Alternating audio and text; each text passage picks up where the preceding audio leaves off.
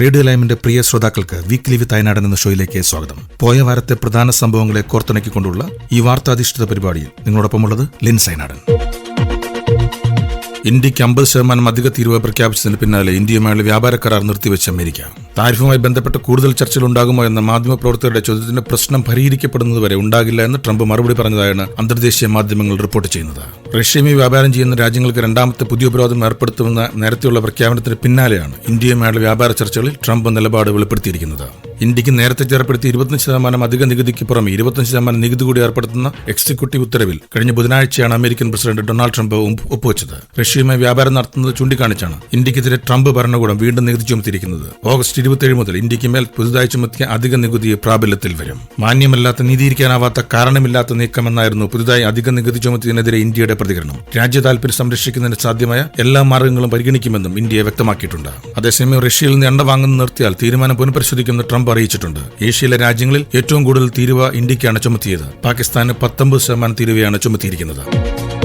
ആഗോളതലത്തിൽ സമ്പൂർണ്ണ വ്യാപാര യുദ്ധത്തിന് നാന്ദി കുറിച്ചുകൊണ്ട് ഇന്ത്യ ഉൾപ്പെടെ 60-ലേറെ രാജ്യങ്ങൾക്കുള്ള US പ്രസിഡന്റ് ഡൊണാൾഡ് ട്രംപിന്റെ പകരച്ചുങ്കം വ്യാഴാഴ്ച അർദ്ധരാത്രി മുതൽ പ്രാബല്യത്തിൽ വന്നു. ഇന്ത്യക്ക് 25% US പകരച്ചുങ്കം. അതുകൂടാതെ റഷ്യയിൽ നിന്ന് എണ്ണ വാങ്ങി യുക്രൈൻ യുദ്ധത്തിന് സഹായിച്ചുവെന്ന് ആരോപിച്ച് കഴിഞ്ഞ ദിവസം ട്രംപ് പ്രഖ്യാപിച്ച 25% അധിക തീരുവ ഈ മാസം 27 നിലവിൽ വരും. രണ്ടും ചേർത്ത് ഇന്ത്യക്ക് ആകെ 25% US തീരുവ. വിദേശ രാജ്യങ്ങൾക്ക് US ചുമത്തിയ തീരുവയിൽ ഏറ്റവും ഉയർന്ന നിരക്കാണിത്. ഇന്ത്യയെ കൂടാതെ ബ്രസീലിന് മാത്രമാണ് 50% തീരുവയുള്ളത്. സിറിയയ്ക്ക് 41% തീരുവ.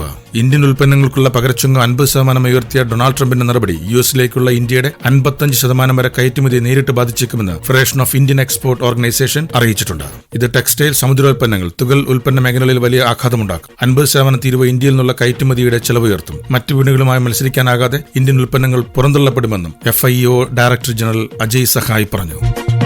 തീരുവ സംബന്ധിച്ച് ചർച്ചകൾക്കായി എപ്പോൾ വേണമെങ്കിൽ തന്നെ വിളിക്കാമെന്ന US പ്രസിഡന്റ് ഡൊണാൾഡ് ട്രംപിന്റെ വാഗ്ദാനം നിരസിച്ച് Brazil president Lula da Silva. തങ്ങളുടെ താൽപര്യങ്ങൾ സംരക്ഷിക്കാൻ ലോക വ്യാപാര സംഘടന ഉൾപ്പെടെയുള്ള എല്ലാ മാർഗങ്ങളും ബ്രസീൽ ഉപയോഗിക്കുമെന്നും ലുല പറഞ്ഞു. 50% തീരുവ ചുമത്താനുള്ള ട്രംപ് ഭരണകൂടത്തിന്റെ തീരുമാനത്തെ തുടർന്ന് US-ഉം ബ്രസീലും തമ്മിലുള്ള സംഘർഷം രൂക്ഷമായിരിക്കുകയാണ്. ബ്രിക്സ് പങ്കാളികൾ ഉൾപ്പെടെയുള്ള മറ്റു രാജ്യങ്ങളുമായി വ്യാപാരം ശക്തിപ്പെടുത്തുന്നതിന് തന്റെ ഭരണകൂടം നടപടികൾ സ്വീകരിക്കുന്നതായും അദ്ദേഹം പറഞ്ഞു. US-ലെ ഭരണമാറ്റത്തിന് മുൻപ് തന്നെ വിദേശ വ്യാപാരം ശക്തിപ്പെടുത്തുന്നതിനും ആഭ്യന്തര കമ്പനികൾക്ക് പുതിയ അവസരങ്ങൾ സൃഷ്ടിക്കുന്നതിനും സർക്കാർ നടപടികൾ സ്വീകരിച്ചിരുന്നതായും ബ്രസീലിലെ ഒരു പരിപാടിയിൽ സംസാരിക്കവേ ലുല പറഞ്ഞു. തീരുവകൾ സംബന്ധിച്ച ചർച്ചകൾക്കായി ട്രംപിനെ വിളിക്കില്ല എന്നും US നേതാവിനോട് സംസാരിക്കാൻ താൽപര്യമില്ലെന്നും ലുല പറഞ്ഞു. അതേസമയം ചൈനീസ് പ്രസിഡന്റ് ഷീ ജിൻപിങ്ങിനെയും ഇന്ത്യൻ പ്രധാനമന്ത്രി നരേന്ദ്രമോദിയെയും വിളിക്കുമെന്നും ലുല വ്യക്തമാക്കി. US ഡോളറിനെ ദുർബലപ്പെടുത്താൻ ശ്രമിക്കുന്ന കൂട്ടായ്മയാണ് ബ്രിക്സ് എന്നാണ് US-ന്റെ ആരോപണം. ഇന്ത്യ, റഷ്യ, ചൈന തുടങ്ങിയ രാജ്യങ്ങൾ ബ്രിക്സിലുണ്ട്. ബ്രിക്സ് നയങ്ങളെ പിന്തുണയ്ക്കുന്ന രാജ്യങ്ങൾക്ക് 10% അധിക തീരുവ ഏർപ്പെടുത്തുമെന്ന് ട്രംപ് ഭീഷണിപ്പെടുത്തിയിട്ടുമുണ്ട്. നാട്ടിലെ വിശേഷങ്ങൾ. വോട്ടർ പട്ടിക ക്രമക്കേടിൽ തെരഞ്ഞെടുപ്പ് കമ്മീഷനെതിരെ രൂക്ഷ വിമർശനവുമായി രാഹുൽ ഗാന്ധി. തെരഞ്ഞെടുപ്പ് കമ്മീഷന്റെ നിലപാട് സംശയാസ്പദമെന്നും രാജ്യത്തിന്റെ അടിസ്ഥാന മൂല്യങ്ങൾക്ക് പ്രഹരമേറ്റുവെന്നും രാഹുൽ ഗാന്ധി വിമർശിച്ചു. തെളിവുകൾ നിരത്തിയായിരുന്നു രാഹുൽ ഗാന്ധിയുടെ ആരോപണം.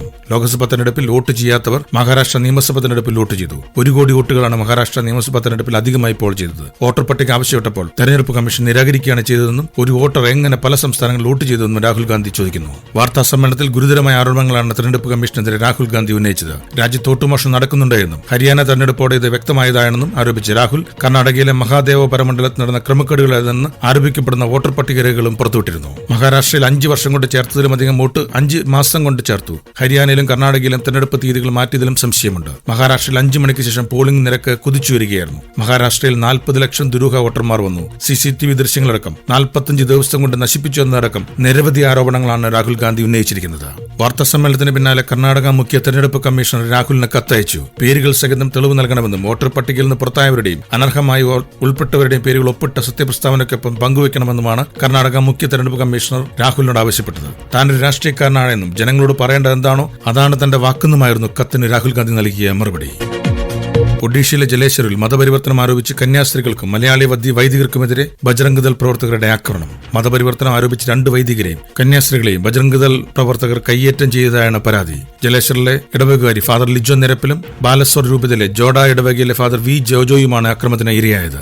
70 പേരടങ്ങുന്ന പ്രവർത്തകരാണ് കയ്യേറ്റം ചെയ്തത്. ചരമവാർഷികത്തിൽ പങ്കെടുത്ത് മടങ്ങുന്നതിനിടെയായിരുന്നു സംഭവം. ഇവർക്കും പരിക്കേറ്റതായി വിവരമുണ്ട്. അതേസമയം പ്രശ്നമുണ്ടാക്കിയ ബജ്രംഗ് ദൾ പ്രവർത്തകർക്കെതിരെ പോലീസ് നടപടി ഉണ്ടായിട്ടില്ല എന്നാണ് പുറത്തുവരുന്ന വിവരം. അക്രമങ്ങളെ അപലപിച്ച് CBCI രംഗത്ത് വന്നിട്ടുണ്ട്. ഛത്തീസ്ഗഡിൽ മലയാളി കന്യാസ്ത്രീകൾക്കെതിരെ ആക്രമണം നടക്കുകയും ജയിലിലടക്കുകയും ചെയ്ത ദിവസങ്ങൾക്കകമാണ് സമാന സംഭവം ഒഡീഷയിലും നടക്കുന്നത്. മത്സ്യത്തൊഴിലാളി കുടുംബങ്ങൾക്ക് പുനർഗേഹം പദ്ധതിയിൽ മുട്ടത്തറയിൽ നിർമ്മിച്ചു നൽകിയ 332 ഫ്ളാറ്റുകളുടെ താക്കോൽ ദാനം നിർവഹിച്ചു. 8 ഏക്കറിൽ പ്രത്യാശ സമുച്ചയത്തിലെ 400 ഫ്ളാറ്റുകളിൽ നിർമ്മാണം പൂർത്തിയാക്കിയ 332 ഫ്ളാറ്റുകളാണ് മുഖ്യമന്ത്രി കൈമാറിയത്. തിരമാല ഉയർന്നാൽ ഭീതിയോടെ ഉറക്കമൊഴിച്ചും കടലേറ്റം രൂക്ഷമാകുമ്പോൾ ക്യാമ്പുകളിൽ അഭയം തേടേണ്ടി വന്നവർക്കും ഇത് സുരക്ഷിത ഭവനമാണ് എന്ന് പൊതുവെ വിലയിരുത്തപ്പെടുന്നു. അടിസ്ഥാന സൗകര്യങ്ങളെല്ലാമുള്ള ഒരു ഫ്ളാറ്റിന് 20 ലക്ഷം രൂപയാണ് നിർമ്മാണ ചെലവ്. സ്ഥലവിലയും മറ്റ് സൗകര്യങ്ങൾ കണക്കിലെടുത്താൽ 40 ലക്ഷത്തിൽ രൂപയിലധികം വരും മൂല്യം. കടൽക്ഷോഭത്തിൽ വീട് നഷ്ടപ്പെട്ടവരെ സംസ്ഥാന സർക്കാർ ഭൂമി കണ്ടെത്തി പുനരധിവസിപ്പിക്കുകയായിരുന്നു. വീട് നഷ്ടപ്പെട്ട വാടക വീടുകളിൽ താമസിക്കുന്നവർക്ക് കിടപ്പാടം പൂർത്തിയാകുന്നവരെ മാസം 5500 രൂപ വാടകയും നൽകിയിട്ടുണ്ട്. പുനർഗേഹം പദ്ധതിയിൽ മലബാർ താനൂരിൽ നിർമ്മിച്ച 16 ഫ്ളാറ്റുകളുടെ ഉദ്ഘാടനവും ചടങ്ങിൽ മുഖ്യമന്ത്രി നിർവഹിച്ചു. 71ാമത് ദേശീയ ചലച്ചിത്ര പുരസ്കാരങ്ങളുടെ പ്രഖ്യാപനത്തിൽ അതൃപ്തി രേഖപ്പെടുത്തി നടി ഉർവശി. ബ്ലസ്സി സംവിധാനം ചെയ്ത് പൃഥ്വിരാജ് സുകുമാരൻ മുഖ്യവേഷത്തിലെത്തിയ ആടുജീവിതത്തിന് പുരസ്കാരം നിഷേധിച്ചതിനെക്കുറിച്ചാണ് ഉർവശി പ്രതികരിച്ചത്. ആടുജീവിതം എന്ന ചിത്രത്തെ ദേശീയ പുരസ്കാര ജൂറിക്ക് എങ്ങനെ അവഗണിക്കാനായെന്ന് ഉർവശി ചോദിക്കുന്നു. ഉള്ളൊഴുക്കുന്ന സിനിമയിൽ പാർവതിക്കൊപ്പം പ്രധാന കഥാപാത്രങ്ങൾ ഒന്നു ചെയ്തിട്ടും മികച്ച സഹനടിക്കുള്ള പുരസ്കാരമാണ് ഉർവശിക്ക് ലഭിച്ചത്. ആടുജീവിതത്തിനും പൃഥ്വിരാജിനും അവാർഡ് നിഷേധിക്കപ്പെട്ടതിൽ ഉർവശി അതൃപ്തി പ്രകടിപ്പിച്ചിട്ടുണ്ട്. നജീബിന്റെ ജീവിതവും അദ്ദേഹത്തിന്റെ ഹൃദയഭേദകമായ സഹനവും കാണിക്കാൻ സമയവും പ്രയത്നവും നൽകി ശാരീരികമായ മാറ്റങ്ങളിലൂടെ കടന്നുപോയ ഒരു നടൻ നമുക്കുണ്ട്. എമ്പുരാൻ കാരണമാണിതെന്ന് നമുക്കെല്ലാവർക്കും അറിയാം. അവാർഡുകളിൽ രാഷ്ട്രീയം കലർത്തരുതെന്നും ഉർവശി കൂട്ടിച്ചേർത്തു. താനൊരു രാഷ്ട്രീയ പാർട്ടിയുമായി ചേർന്ന് നിൽക്കാത്തതുകൊണ്ടാണ് ശബ്ദമുയർത്താൻ കഴിയുന്നതെന്നും ഉർവശി പറഞ്ഞു. അവാർഡിനായി ആടുജീവിതത്തെ പരിഗണിക്കാത്തതിൽ സിനിമാ ലോകത്തിൽ മൊത്തത്തിൽ പ്രതിഷേധമുണ്ട്. കായിക വിശേഷങ്ങൾ. 2025 ബാലൻഡിയർ പുരസ്കാരത്തിനുള്ള 30 അംഗ പട്ടിക പുറത്തുവിട്ട ഫ്രാൻസ് ഫുട്ബോൾ മാഗസിൻ. പുരസ്കാരം നേടാൻ ഏറ്റവും കൂടുതൽ സാധ്യത കൽപ്പിക്കപ്പെടുന്ന ഫ്രഞ്ച് താരം ഒസ്മാൻ ഡെംബലെ, ബാഴ്സലോണയുടെ ലെമിൻ യമാൽ, റഫീഞ്ഞോ എല്ലാവരും പട്ടികയിലുണ്ട്. റയലിന്റെ ഫ്രഞ്ച് താരം കിലിയൻ എംബാപ്പെ, ബ്രസീൽ താരം വിനീഷ്യസ് ജൂനിയർ, ലിവർപൂളിന്റെ മോ സാല എന്നീ പ്രമുഖരും പട്ടികയിലുണ്ട്. 8 തവണ ഈ പുരസ്കാരം നേടിയ ലയണൽ മെസ്സി, 5 വട്ടം ജേതാവായ ക്രിസ്ത്യാനോ റൊണാൾഡോയും ഇക്കുറിയും പട്ടികയിലില്ല.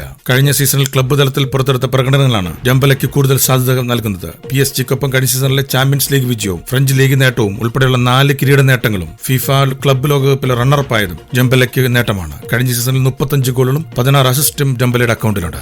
ബാഴ്സലോണയുടെ ബ്രസീൽ വിംഗർ റഫീഞ്ഞയും 17 വയസ്സുകാരൻ ലെമിൻ യമാലും തൊട്ടുപുറകെ തന്നെയുണ്ട്. ഈ ആഴ്ചയിലെ വാർത്താധിഷ്ഠിത പരിപാടി ഇവിടെ അവസാനിക്കുന്നു. അടുത്ത ആഴ്ച ഇതേ സമയം നിങ്ങളോടൊപ്പം ഉണ്ടാകുന്ന പ്രതീക്ഷയോടെ നിങ്ങളുടെ സ്വന്തം ലിൻസ് അയനാടൻ.